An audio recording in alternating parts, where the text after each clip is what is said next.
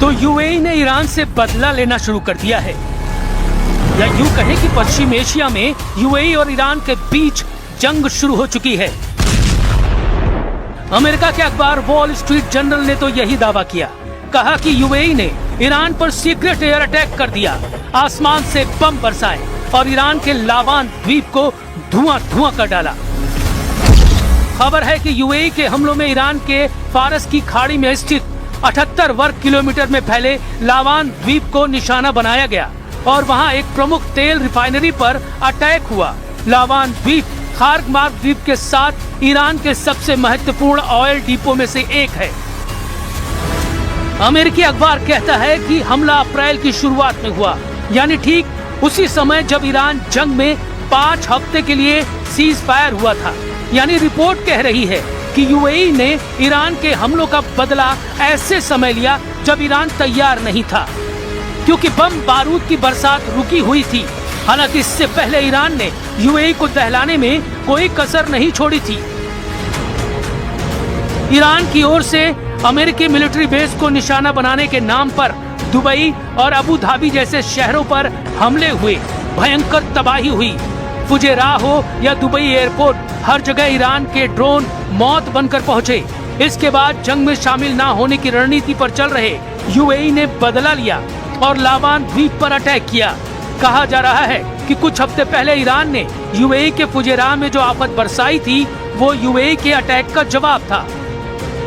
यानी यूएई और ईरान दोनों ने हमले के बदले हमला किया और बदले के बदले बदला लिया।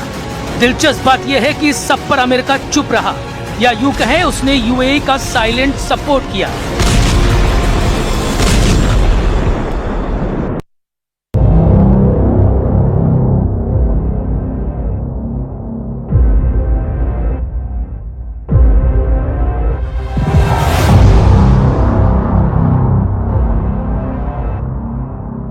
दोस्ती का ड्रामा, पीछे कारनामा।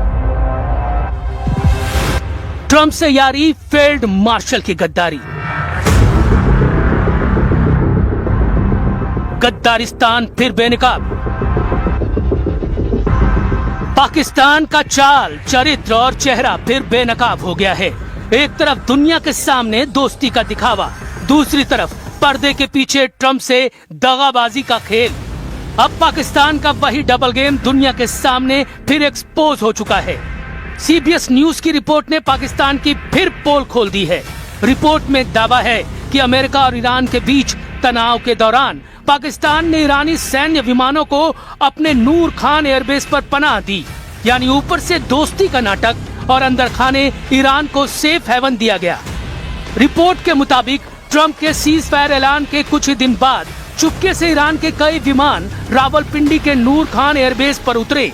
इनमें ईरानी एयरफोर्स का RC-130 हरक्यूलिस विमान भी शामिल था, जो दुश्मन की गतिविधियों पर नजर रखने के लिए इस्तेमाल होता है। रिपोर्ट में अमेरिकी अधिकारियों के हवाले से दावा किया गया है कि इस कदम ने पाकिस्तान की निष्पक्ष मध्यस्थ की भूमिका पर सवाल खड़े कर दिए हैं। यानी पाकिस्तान एक तरफ अमेरिका के साथ दोस्ती की फोटो खिंचवा रहा था और दूसरी तरफ उसी अमेरिका के खिलाफ ईरान की मदद कर रहा था।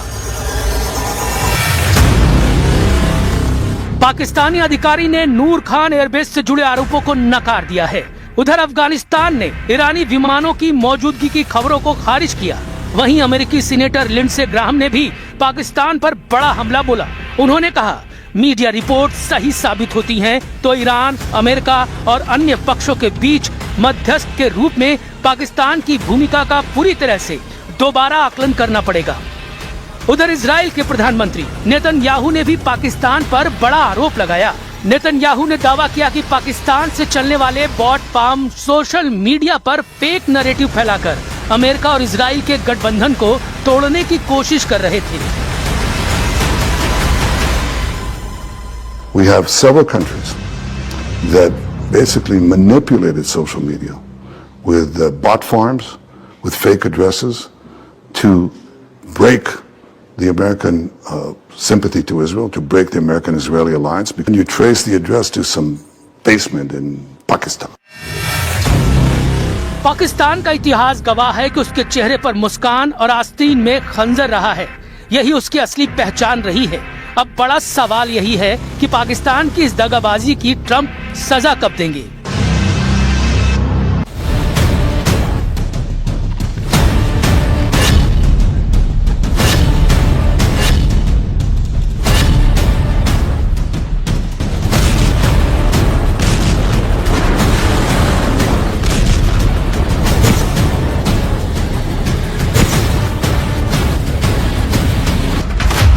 दो मोर्चों पर गुप्त हमले, इराक से ईरान पर इजरायली हमले।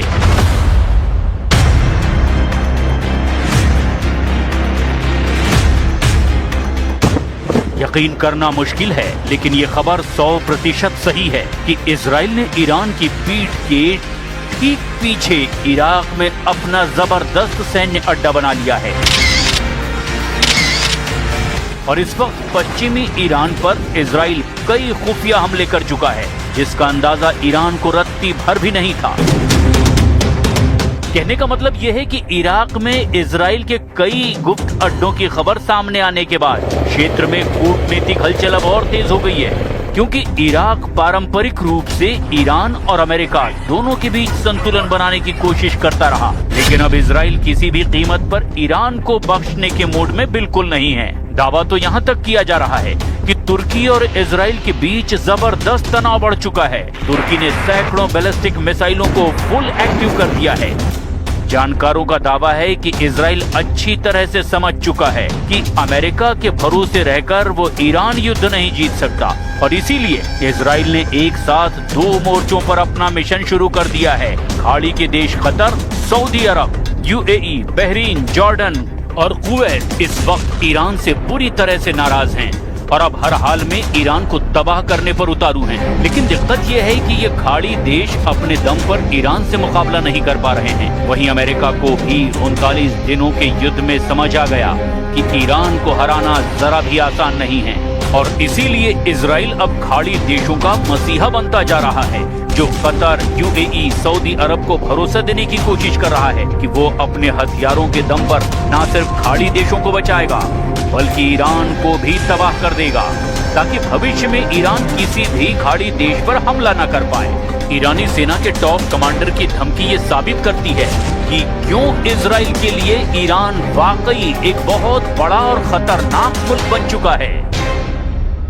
امروز هم به دشمن هشدار میدیم که اگر مجددا دست به تجاوزی بزنن و مجددا دچار خطای محاسباتی بشوند که همطور که در گذشته شدن و الان دارن تاوان اون خطاهای گذشته رو در واقع تحمل میکنن و پس میدن. इराक में इजराइल का गुप्त सैन्य अड्डा, ईरान पर खुफिया हमले शुरू। अब सवाल उठता है कि क्या ईरान को तबाह करने में इराक में मौजूद इजरायली सैन्य अड्डा गेम चेंजर साबित हो सकता है। ये खबर वाकई चौंकाने वाली है कि ईरान के ठीक पड़ोस में इराक में इजराइल ने जबरदस्त गुप्त सैन्य अड्डा बना लिया है, जिससे ईरान पर बहुत बड़ा खतरा मंडराने लगा है। जो रिपोर्ट सामने आ रही है वो वाकई हैरान करने वाली है। इराक में इजराइल के गुप्त सैन्य अड्डों की खबर ने वैश्विक राजनीति और सैन्य विशेषज्ञों के बीच खलबली मचा दी है कि एक बहुत ही संवेदनशील और रणनीतिक मामला है। जरा रिपोर्ट पर गौर कीजिए कि आखिर ईरान पर हमला करने के लिए जो इजरायली सैन्य अड्डा इराक में मौजूद है उसका खुलासा कैसे हुआ है। इस गुप्त अड्डे का खुलासा सबसे पहले वॉल स्ट्रीट जर्नल यानी कि WSJ की एक खोजी रिपोर्ट और सैटेलाइट तस्वीरों के जरिए हुआ। Intelligence leak. अमेरिकी खुफिया समुदाय के कुछ असंतुष्ट अधिकारियों ने इस खबर को लीक किया कि इराक के अनबार प्रांत में कुछ ऐसी गतिविधियां हो रही है जो सामान्य इराकी सेना की नहीं है। Satellite footage. High resolution satellite imagery में इराक के पश्चिम रेगिस्तान में एन अल असद एयरबेस के करीब एक अलग रनवे और उन्नत रडार सिस्टम देखे गए जो इजरायली वायुसेना के उपकरणों से बिल्कुल मेल खाते थे। यह अड्डा पूरी तरह से घोस्ट बेस की तरह ऑपरेशन में एक्टिव है। इराकी सेना की वर्दी में इजरायली सेना। रिपोर्ट के मुताबिक यहाँ तैनात इजरायली सैनिक इराकी सेना या फिर निजी सुरक्षा ठेकेदारों की वर्दी पहनते हैं ताकि स्थानीय लोगों या ड्रोन की नजरों से बचा जा सके। लॉजिस्टिक हब, ये बेस मुख्य रूप से इजरायली F-35 और F-15 लड़ाकू विमानों के लिए मिडवे रिफ्यूलिंग यानी कि हवा में ईंधन भरने की बजाय जमीन पर रुककर ईंधन भरना और तकनीकी सहायता केंद्र के रूप में काम करता है। इलेक्ट्रॉनिक वॉरफेयर, दावों के मुताबिक यहां से उन्नत जैमिंग सिस्टम संचालित किए जाते हैं जो ईरान के पश्चिम रडार नेटवर्क को अंधा करने में सक्षम हैं। खुफिया रिपोर्टों के अनुसार इस अड्डे का निर्माण 2025 के मध्य में शुरू हुआ था, जब ईरान और इजराइल के बीच तनाव युद्ध के करीब पहुंच गया था। इसे पूरी तरह से सक्रिय फरवरी 2026 में किया गया। इसे गुप्त रखने के लिए अमेरिका और इराक के बीच एक अनौपचारिक और गोपनीय सहमति होने का भी दावा किया जा रहा है। हालांकि इराकी सरकार आधिकारिक तौर पर इससे इनकार करती है। इराक में बेस होने से इजराइल को 3 सबसे बड़े रणनीतिक लाभ मिले हैं। इजराइल से ईरान की सीमा लगभग 1000 से 1500 किलोमीटर से अधिक दूरी पर है।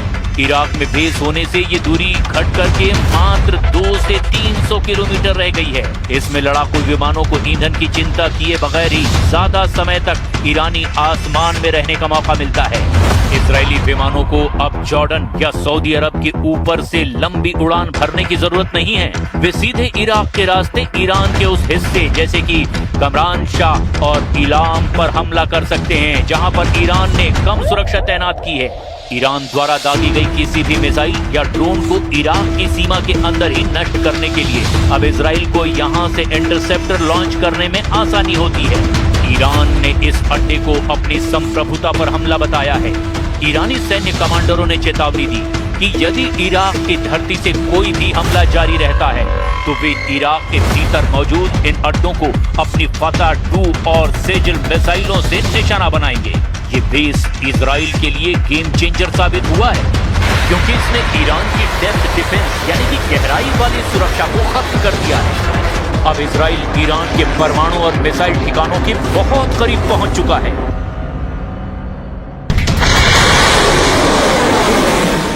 अब ऐसे हालात में अगर ईरान पर और ज्यादा हमले अमेरिका और इजराइल करते हैं तो ईरान भी ऐसे हथियारों से हमला कर सकता है जिसका अंदाजा अमेरिका और इजराइल को रत्ती भर भी नहीं है। और अगर ऐसे गुप्त हथियारों से ईरान ने हमला किया तो यकीन मानिए इजराइल के वजूद पर बहुत बड़ा खतरा पैदा हो जाएगा।